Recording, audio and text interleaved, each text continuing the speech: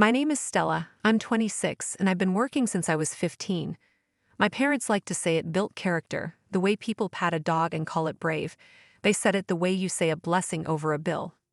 What it built in me, quietly and stubbornly, was resentment. While I clocked double shifts, retail nights and tutoring after school, summers at the hospital gift shop, Daniel slid through college with a laugh and receipts in his pocket. They bought him tuition, a late model set-in at 18, and the kind of second chances that look like trophies when you collect them early. I paid $60,000 in student loans, the number like an echo in my head every time the mailman handed me an envelope. I learned the exact rhythm of minimum payments, how interest can feel like a small animal gnawing at your ankle every month. I learned to sleep with the worry folded neatly at the edges of my pillow. We sat around my parents' table that night like a family portrait come to life, perfectly lit, carefully arranged, and the anger that had been simmering in me for years moved from a slow burn to a sharp metallic heat. The house smelled like roast and lemon cleaner, like the scent they used to scrub away whatever truths they didn't want to look at. My mother wore that bright, practiced smile she keeps for salespeople and teachers. It's the smile that says, I have things under control, even when she doesn't. My father sat at the head of the table with his hands folded as if he were keeping a score. Daniel arrived late in a jacket that still carried the smell of his gym, arrogance tucked into the seams like lint. The ambush was surgical. My mom pushed a thick stack of papers across the table with 2 fingers, loan documents, crisp and official, the kind of thing you only see when you're already trapped. Sweetheart, she said to me, as if I were the problem the way one might point at a dripping faucet, Daniel's son got into college. Isn't that wonderful? We just need you to cosign his $40,000 loan. The words landed like an accusation. The number hung between us as if it were a piece of furniture they intended to move into my life. My fork stopped midair. I tasted the gravy and it turned to iron on my tongue. My father cleared his throat, the tiny sound that had, for years, meant I was to sit quietly and absorb whatever decision they made for me. Daniel leaned back with the ease of someone who has always been on the receiving end of favors. His smirk was small but bold, the way entitlement rests on a face that has never had to trade dignity for a paycheck. They weren't asking, they were assuming. That assumption, thin, contemptuous, was the sharper wound than the request. I'd been the family's safety net so often I could knit a sweater out of the frayed edges. Whenever Daniel stumbled, somebody else paid the tuition bill. Whenever he blew his savings on something shiny, someone made a quiet withdrawal from the family account of grace. My parents rationalized it with a kind of sentimental math. Daniel was their son, he needed their help, he had been through rough patches.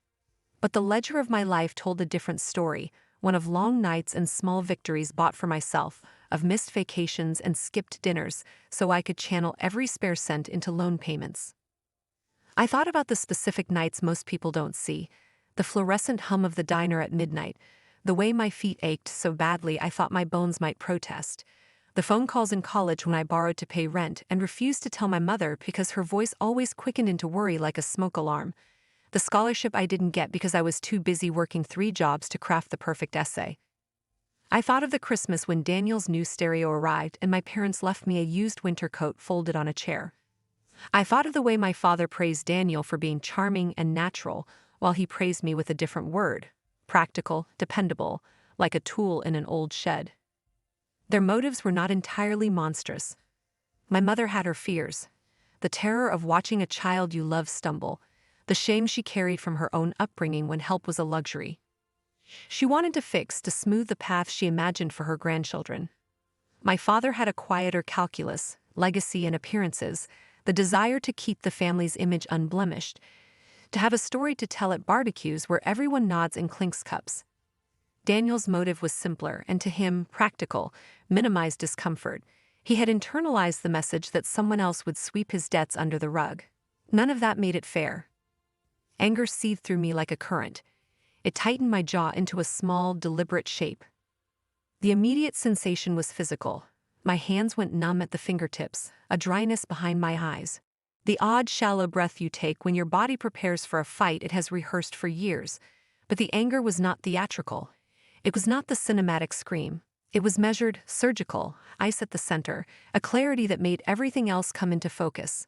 I catalogued every slight, every unpaid hour, every unpaid pat on the back. I watched their faces for a flicker of recognition, a flash of shame, and found none. My mother folded her hands, her knuckles a little white. "He's our family, Stella," she said, as if those words were currency that could be spent in any register. My father's eyebrows did a small disciplinary dip. Daniel's voice was a casual thing, an umbrella under which he expected shelter. "You'll be fine," he said, soft and certain, the way people say things that shift burdens without lifting a finger.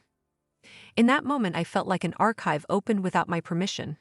Their assumptions cataloged my life into tidy, expendable files. The papers on the table were not just documents. They were a mirror. They showed me how they saw me, as the default, the fallback, the steady paycheck with a moral obligation attached. There was a quiet fury that forced itself into the edges of my face, and I practiced the small art of keeping it in. I could have raised my voice. I could have thrown the papers like confetti and watched entitlement scatter, but the anger had taught me something useful. It had sharpened my spine to the point where I could stand through the room and see precisely what was there, no more, no less. I studied their expressions, their soft justifications, the economy of their kindness, and I held my breath until the world stopped trying to sell me guilt. That dinner was not the first time I'd been expected to make amends for other people's choices. It was simply the first time they made the expectation a formal, signed, undeniable thing. The fork in my hand felt heavier than it had any right to. The roast sat on my plate, steaming and absurd. Around me, the family table continued its polite murmurs, the clink of china trying to fill the space where empathy should have been. The anger inside me did not flare and die. It settled into a cold, resolute instrument, an engine with a single precise direction. My parents weren't asking, they were expecting. The difference wasn't subtle. It hung in the air like smoke you can't escape. Asking leaves room for refusal, for negotiation, for human decency. Expecting assumes obedience. It assumes that I exist not as a person, but as a conduit for other people's convenience. That realization hit me first in the pit of my stomach, cold and uncompromising, and then it radiated outward, filling my chest and hands with a numb, steady ache. They knew. My parents knew every late night I had spent hunched over a cramped desk in a studio apartment that barely fit my twin bed. They knew the sound of my fingers scraping against my laptop keyboard at midnight, the low murmur of calculators and spreadsheet formulas. They knew the taste of instant ramen for weeks at a time, the sting of fluorescent lights in diner kitchens, the exhaustion of shifts that ran 12 hours straight. They knew how I woke up at 3 a.m, panic tightening around my chest, wondering if the next loan payment would push me over the edge. They knew, and yet here they were, trying to rope me into repeating it all, not for my own child, not for my own future, but for Daniel's son. I could feel the words pressing into me like a weight. My brother's smirk, casual and cruel, was a blade. "You've always been responsible, Stella. You'll get approved. And besides, it's family." Family, that single word lodged itself in my throat like a shard of glass. To them, it wasn't a bond, it wasn't love, it was leverage. Family, in their vocabulary, meant the strong pay for the weak, the diligent endure so the careless can coast, the overlooked shoulder the burden while the entitled smile.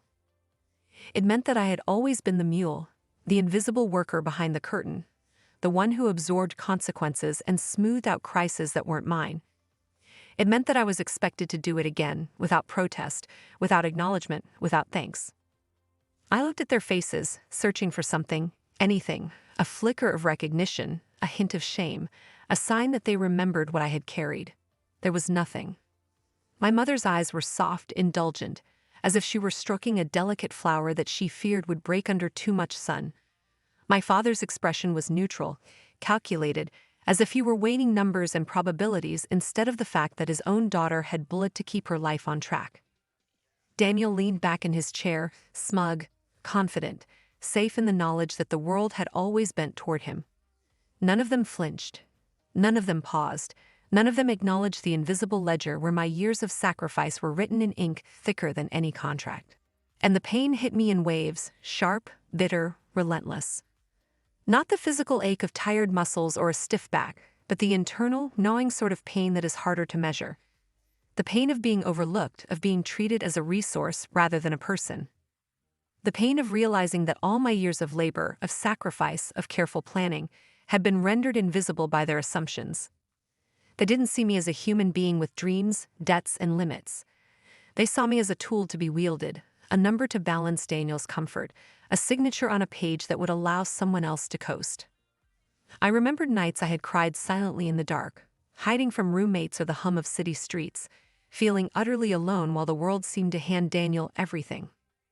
I remembered loans I had paid off with blood and careful budgeting while my parents whispered encouragement into his life, shielding him from the consequences that had defined mine. Every cent I had earned, every stress-filled shift, every missed opportunity for fun or freedom had been for me. And yet it had never counted in their eyes. It had never merited a pause, a question, a moment of reflection. The truth, sharp and inescapable, settled on me like a stone in my chest. They had never really cared. Not really. My suffering, my diligence, my tireless work ethic. It had been expected, yes, but not valued. The sacrifices I had made weren't stories to be admired. They were debts to be leveraged. My parents' love had been conditional, measured against my ability to serve as a safety net. Daniel's entitlement wasn't an anomaly. It was the product of their shaping, their indulgence, their tacit approval. And that understanding cut deeper than any words they could have thrown at me. The pain wasn't just anger. It was grief, a mourning for the family I had believed I'd had, for the fairness I had hoped existed, for the recognition that would never come. My body felt heavy, my limbs sluggish, as though the weight of years of being the responsible one had finally pressed down enough to make me slow, careful, deliberate. The room seemed smaller, the walls closer, the clatter of silverware and soft hum of conversation in the background nothing but noise against the sharp clarity of truth. I had been used, and I had been complicit only because I had loved them.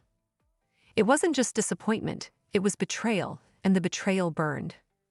The realization that my parents could look me in the eyes and assume my compliance, that they could expect my consent as a given, that Daniel could treat my willingness as entitlement, broke something in me. Not the part that still worked, not the part that had endured, not the part that had paid its dues. It was the part that still hoped they would see me, that still believed that family meant reciprocity, that love meant recognition. I swallowed hard, tasting bitterness that wasn't just from my coffee, and sat there at the table silent. My pulse had slowed to a deliberate rhythm, my mind cataloging every slight, every sacrifice, every invisible hour I had given to a family that didn't notice. And as I sat, quiet and coiled, I realized something that made the pain both sharper and strangely clarifying. Their disregard didn't define me anymore. Their expectations didn't bind me. And that, small and steady, was the first ember of something dangerous: awareness. The pain was complete, and in that completion there was focus. It wasn't cathartic. It wasn't beautiful. It wasn't a story yet. It was raw, unfiltered, and it was mine. And it would guide the next move. Instead of signing, I smiled. Not the polite, apologetic smile I'd offered at family gatherings or the tight, constrained smile I'd use when deflecting another favor, another expectation, another invisible burden. This was a calm, quiet smile, measured and unshakable, the kind that carries its own gravity. It unsettled them immediately. My mother's eyes narrowed, the curve of her lips faltering, as if she had expected compliance and suddenly found herself in uncharted territory. My father shifted in his seat, small but noticeable, a subtle ripple of discomfort that betrayed him before he could recover his usual composure. Daniel, for the first time that evening, blinked and straightened, his smugness flickering like a candle struggling against a draft. "I can't," I said simply, pushing the papers back across the table. The words were not loud, not performative, yet they carried weight, the kind that doesn't need volume because the meaning itself is undeniable. I let my hands rest calmly on the table, letting the air between us do the work of confrontation. Silence filled the dining room like a taut wire ready to snap. I felt it too, the tension, the shock, the disbelief radiating from the people who had, for so long, assumed they could dictate the terms of my life. My mother's face twisted, a blend of indignation and incredulity. "Can't? Stella, don't be selfish. He's your nephew," she said, her voice rising with the practiced rhythm of guilt and manipulation, a rhythm I had known too well. But I let it wash over me, the edges of my body softening into a kind of detached clarity. The words no longer pierced. They rolled off the surface of a mind that had already rehearsed, calculated, and survived far worse. My father leaned forward, the chair scraping lightly against the hardwood. We did so much for you. It's time you gave back. His tone was soft, deceptively gentle, but underneath it lay the authority he wielded as if life itself owed him obedience. He had spent years teaching me that compliance was the measure of gratitude, that familial duty could be quantified like a ledger.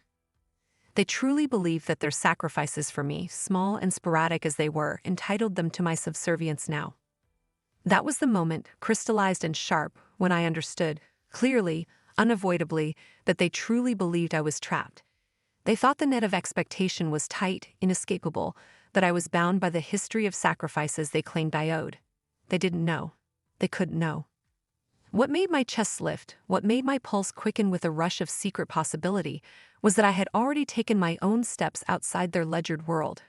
Months ago, when the weight of their assumptions had pressed hardest against my back, I had begun plotting an exit. A quiet, meticulous, deliberate escape. I had researched cities where my skills would be valued, where I could breathe without the constant background hum of obligation. I had lined up a job that paid triple what I was earning, one that would give me financial independence and the freedom to make mistakes without judgment or leverage. I had found an apartment and placed the deposit weeks before this dinner, a concrete act of self-determination hidden under layers of mundane routines that my parents never noticed, never questioned. I imagined them watching now, trying to process the sudden refusal, and my smile deepened, just slightly, not in triumph, but in the quiet recognition of my own agency. Their assumptions that I could be cajoled, guilted, or cornered into sacrificing again were based on a lie. The lie was that I was bound by the history of debts they imagined. The truth, known only to me, was that I had built a bridge over that history, a bridge to a life that wasn't contingent on their approval or Daniel's comfort. The air around the table thickened. My mother's knuckles whitened on the tabletop. My father's jaw tightened.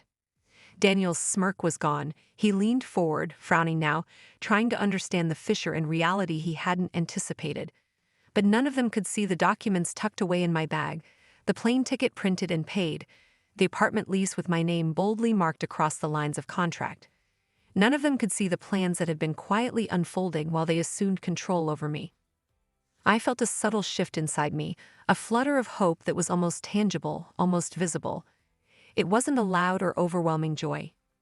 It was a quiet, steady warmth, like sunlight inching into a room at dawn, revealing corners that had been dark for years.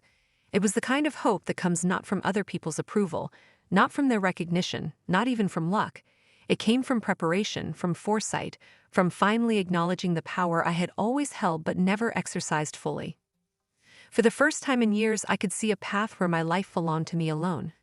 Not dictated by Daniel's convenience, not manipulated by my parents' selective memory, not constrained by obligations that had nothing to do with my well-being. I had planned this exit with patience and precision, and now as I sat there at the table, holding the papers they assumed would chain me, I could almost hear the soft click of the door swinging open, a quiet liberation. Hope, I realized, had nothing to do with optimism. It had everything to do with action. The ticket in my bag, the lease in my drawer, the job offer in my email inbox, they were proof that I had not been powerless, that I was not defined by what they thought I owed, that I could at last choose. And in that choice, in that deliberate refusal to comply, hope became tangible, a current of possibility that surged through me, quiet but unstoppable. I leaned back slightly, maintaining that calm, unsettling smile, and felt a small, almost imperceptible thrill. They had assumed I was trapped. They had assumed I would bend. They didn't know that my life had already moved beyond the reach of their expectations, and that, more than anything else, filled me with a light I hadn't felt in years, a quiet, exhilarating, unstoppable hope. I stood up, my hands steady, my posture unyielding. Every fiber of my body screamed in clarity, a coherence I hadn't allowed myself to feel in years. No, I said firmly, my voice carrying the weight of every late night, every solitary paycheck, every month spent calculating and scrimping just to stay afloat.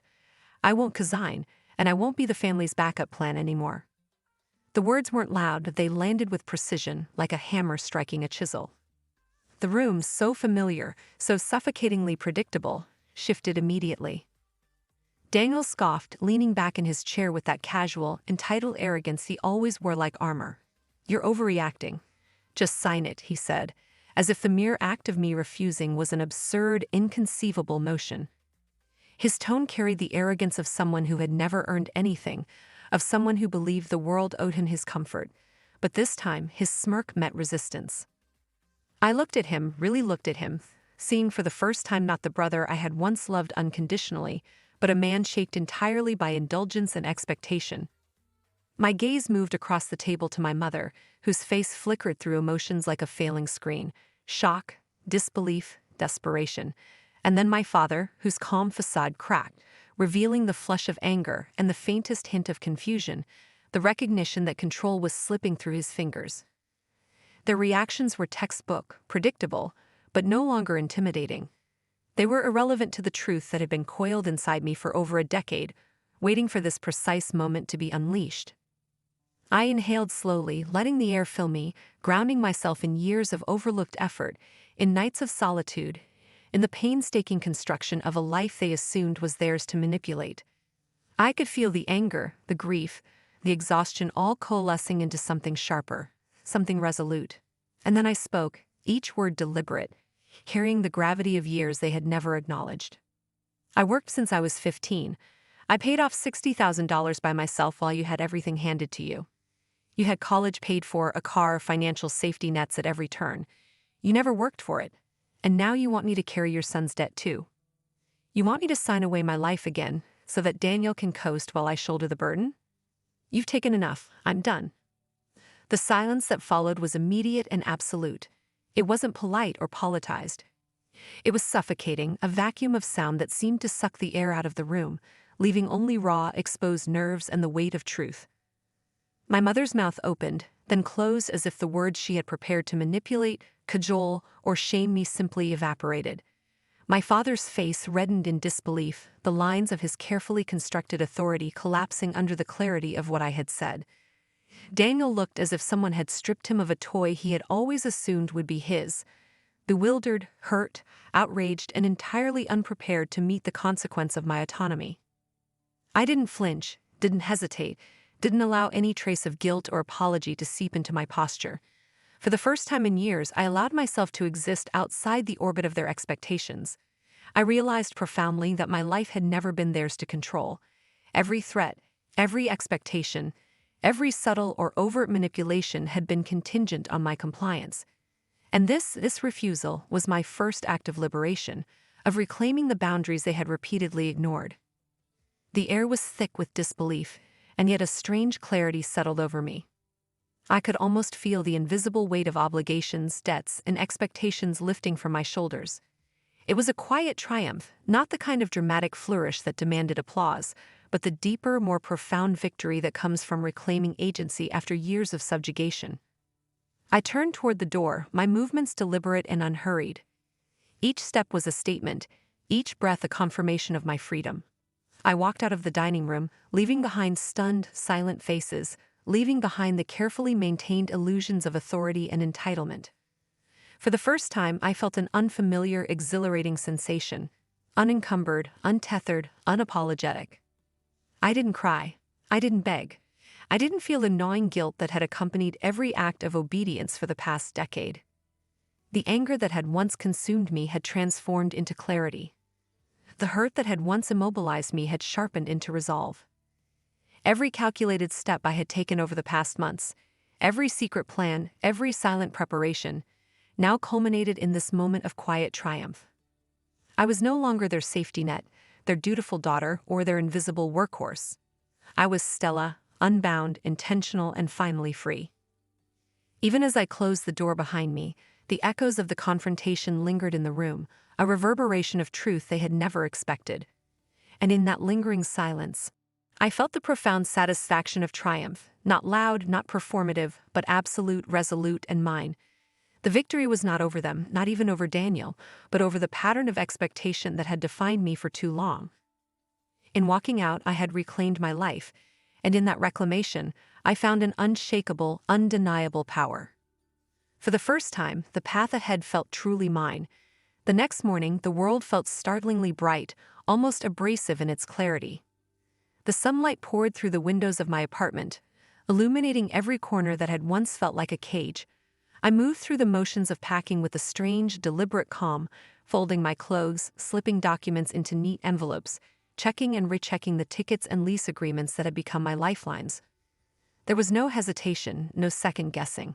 Each action, each careful movement, was a quiet affirmation that the life I had imagined in the shadows of my parents' expectations was finally taking shape. By the time I reached the airport, a sense of serenity had settled into my chest, something I hadn't felt in years.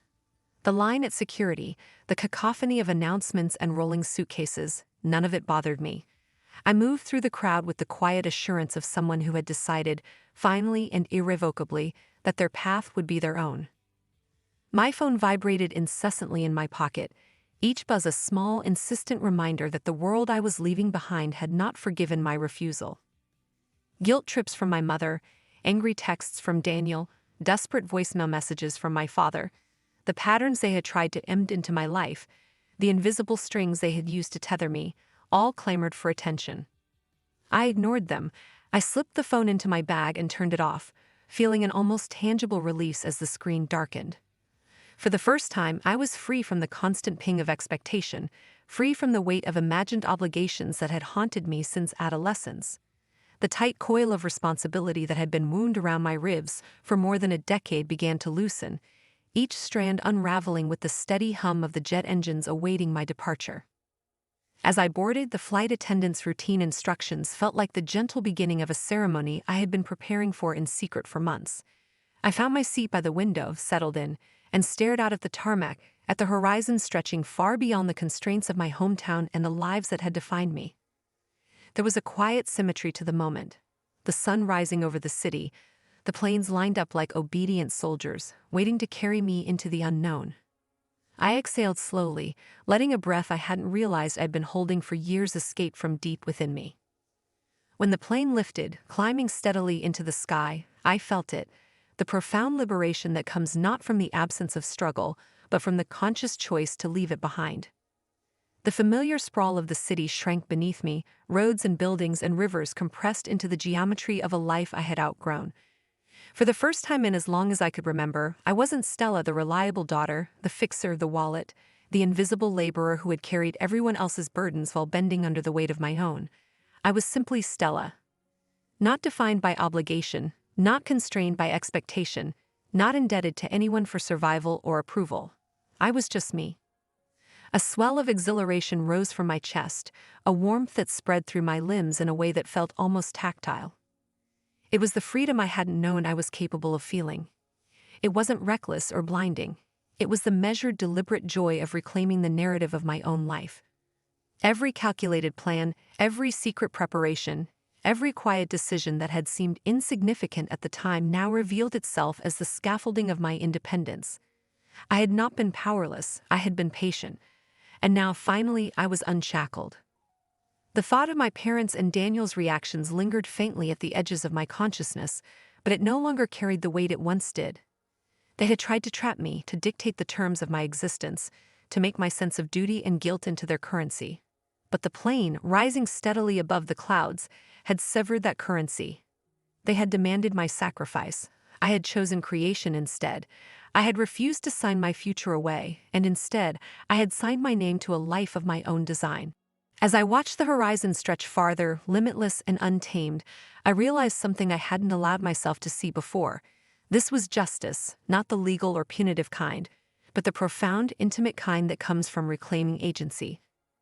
Every moment of struggle I had endured, every lonely night of budgeting and working, every humiliation of compliance had been preparation for this flight. And now, suspended above the world I had left behind, I understood that my triumph was absolute because it was mine. I settled back in my seat, letting the hum of the engines and the gentle climb of the aircraft carry me away from the shadows of the past. The city faded into clouds, the responsibilities and manipulations shrinking into irrelevance, and a quiet smile formed on my lips. I felt the steady, rhythmic pulse of hope as a tangible presence, a current that flowed through me in gentle insistence. The life I had envisioned, the freedom I had claimed, was real. And for the first time in years, I understood fully, irrevocably, that I was enough. This flight, this moment, this simple act of rising above, it was the affirmation of everything I had worked for, suffered for, and dreamed of. And in that affirmation, I found inspiration, not as a fleeting feeling, but as a permanent force, a promise to myself that I would never again allow another person's expectations to define the boundaries of my world. I had left the cage behind, and in doing so, I had discovered the vast, exhilarating expanse of my own life.